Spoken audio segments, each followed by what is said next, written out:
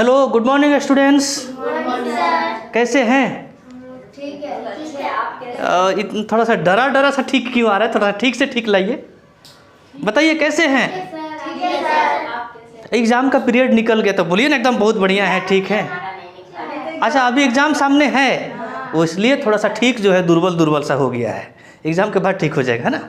चलिए, आज हम लोग पढ़ने जा रहे हैं वॉइस, और वॉइस में past continuous tense. Past continuous tense का दो एक और भी नाम है, जैसे पास्ट इम्परफेक्ट टेंस और पास्ट प्रोग्रेसिव टेंस। 3 नाम है, किसी भी एक नाम से आप जाने, बात एक ही है। वॉइस चेंज, बहुत स्टूडेंट्स नाम सुन के ही थोड़ा सा घबरा जाते हैं कि ये वॉइस बहुत डिफ़िकल्ट है, बहुत टफ है, समझ में नहीं आता है। इस तरह की कुछ बातें पहले से ही माइंड में बैठी हुई है। तो दो एक बात मैं बताऊंगा आप लोगों को, जो मंत्र के तरह आप लोगों के काम करेगा वॉइस बनाने में। ये एकदम से आपके लिए आसान हो जाएगा। देखिए यहाँ पर जरा सा मैं कंपेयर करके दिखाता हूँ आपको। पहले से ही बोर्ड पे लिख रखा हूँ ताकि आसानी से समझाया जा सके। आप लोग देख रहे हैं क्या? ये एक, हाँ, पास्ट कंटिन्यूअस टेंस का है ना, यानी कि पास्ट टेंस का दूसरा नंबर टेंस, दूसरे नंबर टेंस का यहाँ पर मैंने एक्टिव वॉइस का रूल लिख रखा है। क्या है? सब्जेक्ट है, वाज वेयर है, वर्ब 4 है, वर्ब 4 ब्रैकेट में आईएनजी, मतलब मेन वर्ब में आईएनजी लगाने से वर्ब 4 बन जाता है, और इधर ऑब्जेक्ट है। इसका एग्जाम्पल आपको देख ही रहा है यहाँ पर, he was eating a mango, वह एक आम खा रहा था। क्या समझ में आ रहा है कि पास्ट टेंस में बीते हुए काल में कोई काम चल रहा था, कंप्लीट नहीं हुआ था। यही समझ में आ रहा है ना। अब इसका पैसिव भी बन सकता है, एक्टिव तो हमने बताया। देखिए यहाँ पर सब्जेक्ट है एक्टिव में, यहाँ पर भी सब्जेक्ट है पैसिव में, यहाँ पर वाज वेयर है एक्टिव में, यहाँ पर भी वाज वेयर है पैसिव में, यहाँ पर भी ऑब्जेक्ट है एक्टिव में, यहाँ पर भी ऑब्जेक्ट है पैसिव में। तो अब आपके हाथ में बचा क्या? ये वाला एरिया, पैसिव वॉइस में ये वाला एरिया, इसको भी इसके साथ पकड़ लेता हूँ, ये वाला एरिया।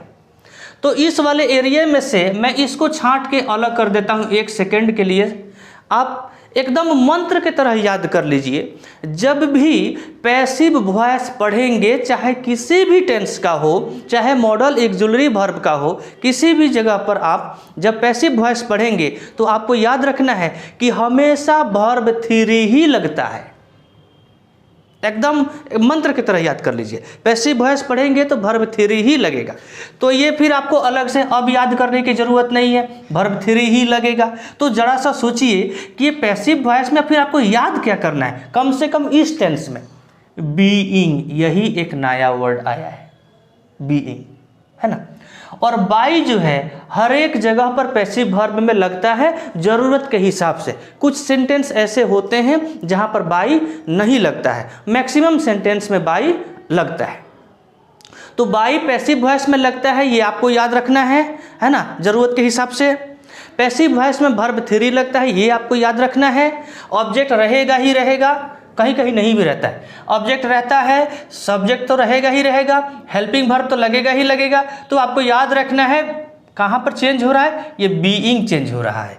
अगर इस चीज़ को आप याद रख लें तो आप पैसिव वॉइस बड़ी ही आसानी से बना सकते हैं। देखिए, he was eating a mango, वह एक आम खा रहा था। इसको अगर हिंदी में इसका वॉइस चेंज करें तो क्या होगा? सब्जेक्ट को ऑब्जेक्ट के स्थान पर ले जाइए और ऑब्जेक्ट को सब्जेक्ट के स्थान पर लेकर के आइए।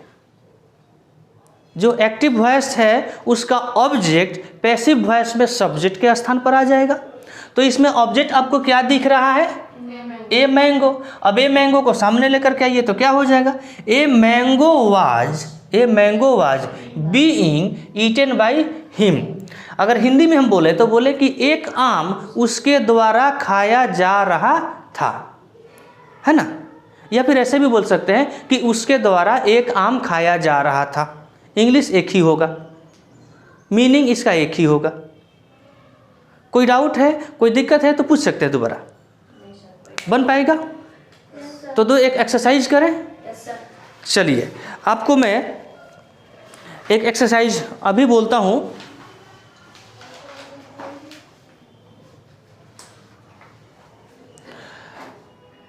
वी वेयर, मैं लिख ही देता हूँ, एक्टिव बोल रहा हूँ, एक्टिव, आपको पैसिव करना है। We were watching, WATCHING,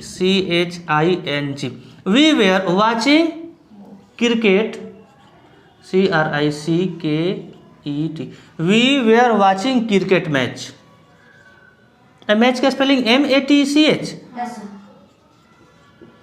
we were watching cricket match, है ना। यह एक्टिव में है, आप थोड़ा समझ पा रहे होंगे, इसमें वर्ब फोर लगा हुआ है यहाँ पर, watching, यह एक्टिव में है, इसका पैसिव बनाइए।